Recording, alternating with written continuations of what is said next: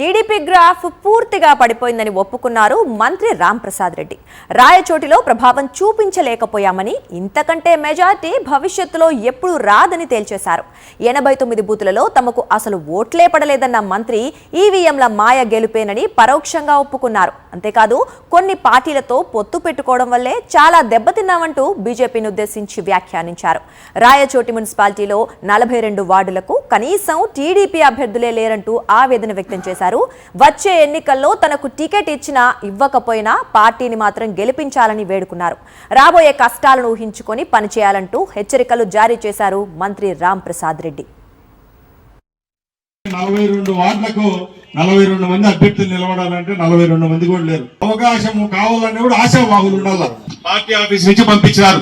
89 బూతుల్లో చెత్తగా మైనస్ వచ్చింది. మనకు 89 బూతుల్లో చెత్తగా మైనస్ వచ్చింది. కొన్ని గ్రామాల్లో అయితే 4 బూతులు ఉంటే 4 బూతులు కూడా మైనస్ పోయినాయి. కొన్ని పార్టీల వల్ల పెట్టుకోవడం వల్ల, సమీకరణం వల్ల కొన్ని ఊర్లలో పోయినాయి. ఇంకా రాష్ట్రంలో ఇంతకంటే మెజార్టీ ఎప్పుడు రాదు. అలాంటి మెజార్టీ వచ్చిన సీటే ఈసారి మనం ఎంతటితో గెలిచినాం బాగా లెక్కేసుకోండి. అలాంటప్పుడు మనం ఆశామాషిగా తీసేయకూడదు.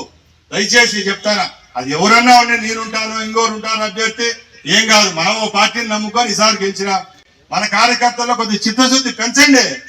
రేపు రాబోయే కష్టాలు కూడా ఒకసారి ఊహించుకోండి.